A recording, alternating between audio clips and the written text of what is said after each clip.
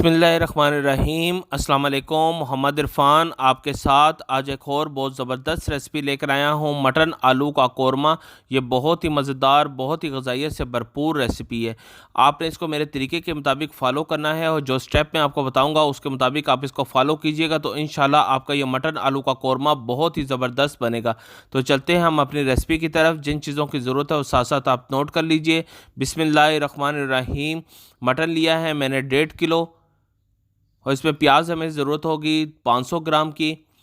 आलू मैंने लिए हैं 1 किलो और इसको मैंने अच्छी तरह छील के इसके छोटे छोटे टुकड़ों में इसको काट लिया है। दही हमें चाहिए होगा 250 ग्राम। लहसुन अदरक का पेस्ट हमें चाहिए होगा 2 टेबल स्पून। हरी मिर्च हमें चाहिए होगी 5 से 6 अदद। नमक इसमें मैं इस्तेमाल करूँगा 1 टेबल स्पून। हल्दी इसमें इस्तेमाल करूँगा 1/2 टेबल स्पून और ऑयल हमें चाहिए होगा 1/2 कप। दही जो हमने लिया था 250 ग्राम, 1 पाव के करीब, इसके अंदर आपने 5 टेबल स्पून कौरमा मसाला ऐड कर देना है। कौरमा मसाले की रेसिपी आपको इरफान टीवी के ऊपर मिल जाएगी और इसका लिंक भी मैं डिस्क्रिप्शन में दे दूंगा। ये बहुत ही ज़बरदस्त कौरमा मसाला मैंने तैयार किया है।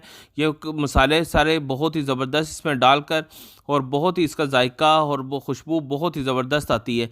तो आपने इरफान टीवी के ऊपर जाके ये कौरमा मसाला बहुत आसानी के साथ घर में ही आपने तैयार कर लेना है। तो ये मसाला आप इसके अंदर ऐड कर दीजिए दही के अंदर और इसको अच्छी तरह आपने मिक्स करना है। जितना अच्छा हमारा इसका पेस्ट बनेगा, हमारा मटन आलू का कोरमा उतना ही ज़बरदस्त बनेगा। तो अच्छी तरह आपने ये मसाला इसके अंदर ऐड करके इसका पेस्ट बना लेना है। तो बिस्मिल्लाहिर्रहमानिर्रहीम, एक कुकर ले लीजिए और इसके अंदर जो ऑयल हमने लिया था वो ऑयल ऐड कर कर जो गोश्त हमने लिया था वो भी इसके अंदर ऐड कर दीजिए और इसको आपने 6 से 8 मिनट मीडियम आंच के ऊपर आपने इसको पका लेना है, यानी ये इसके साथ इसको भून लेना है। जब ये अपना थोड़ा सा पानी छोड़ देगा तो इसके अंदर आपने लहसुन अदरक का जो पेस्ट हमने लिया था 2 टेबल स्पून वो इसके अंदर आपने ऐड कर देना है। तो फिर इसको आपने 2 से 3 मिनट अच्छी तरह आपने इसको भून लेना है ताकि लहसुन अदरक का खुशबू और उसका जायका गोश्त के साथ ऐड हो जाए।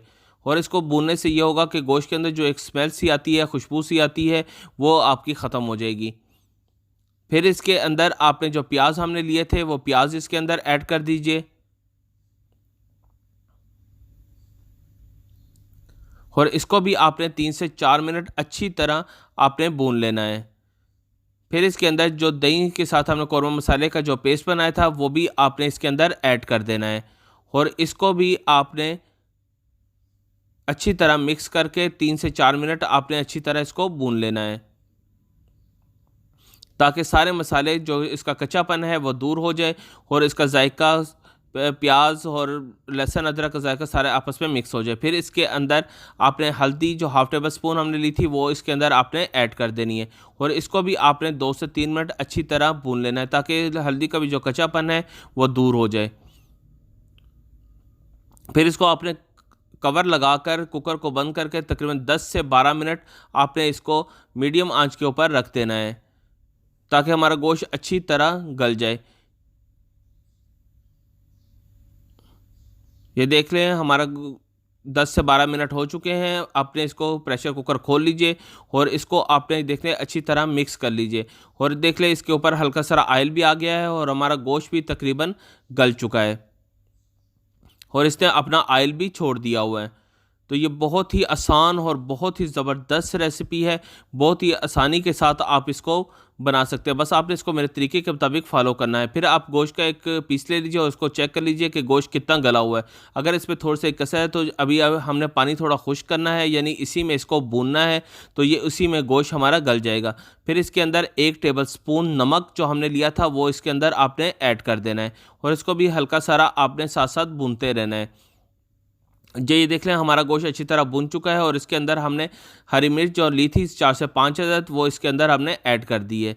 तो फिर आपने ये जब अच्छी तरह भुन जाए और ऑयल भी छोड़ दे तो आपने गोश्त को सेपरेट कर लेना है। क्यों, हमारा गोश्त बिल्कुल अच्छी तरह गल चुका है, इसलिए अब इस गोश्त को आपने सेपरेट कर देना और मसाला इसके अंदर ही रहने देना है।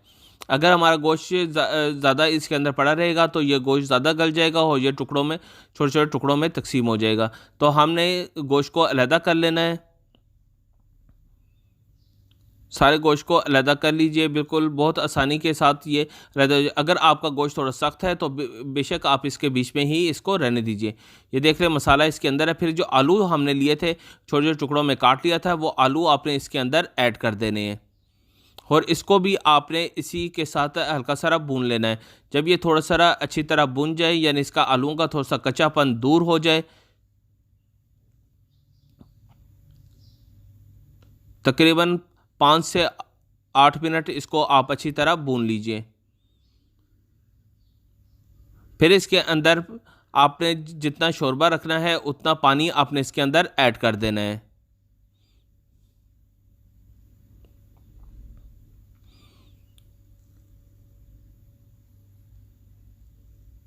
और इसके अंदर आपने थोड़ा सा जो गोश्त हमने लिया था, वो अब गोश्त इसके अंदर ऐड कर कर आपने इसको कवर लगाकर